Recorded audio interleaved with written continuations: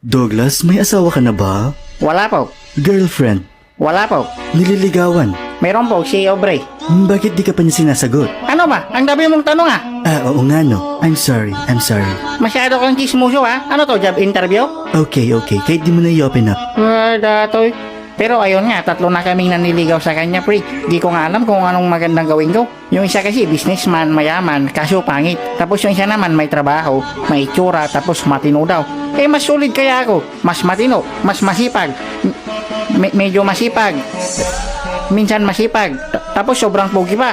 Kapatid, sabing masama ang magsinungaling eh. Okay, sorry, last ko na yun. Douglas, naakit ka ba sa ibang babae habang nililigawan mo si Aubrey? Ay, hindi po. Nasisiksihan lang ako sa iba, naglalike ako ng pictures, tapos minsan pinapalo or ina-add friend ko lang. So, naakit ka. Opo, kuya. Pwede ba, Douglas, huwag ka na magsinungaling. Diretsuhin mo na lang, okay? Okay, promise. Nanonood ka ba ng mga malalaswang video sa internet?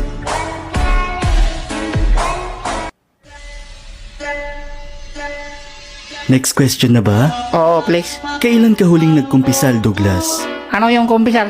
First time mo ngayon? Oo, ngayon lang ako nakapunta dito eh.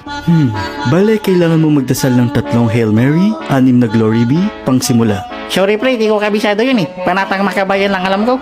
Kapatid, kailangan mo matuto magdasal. Ito ang isa sa paraan upang makausap natin ang Panginoon at para mas mapalapit sa Kanya. Kung nalulungkot ka, magdasal ka. Kung masaya ka, magdasal ka at magpasalamat ka sa Kanya. Ito, may kopya ako. Pwede mo munang basahin. Hello?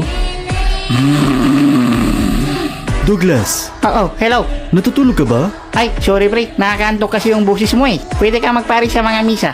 Anong gagawin ko ulit? Hello? Hello?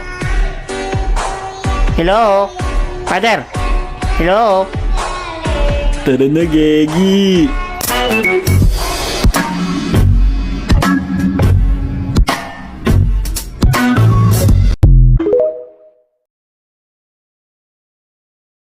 May libreng alak dito araw-araw. Sige, next question. Bukod sa akin, ano pang mga pangarap mo sa buhay? Bawian ka ng buhay.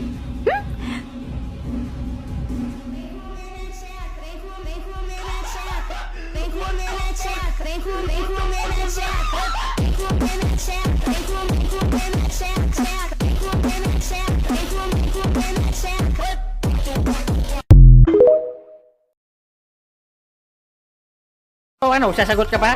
Gusto mo magaya ka sa maingay na kapitbahay ko? Iba na lang kasi hindi ko talaga siya kaya.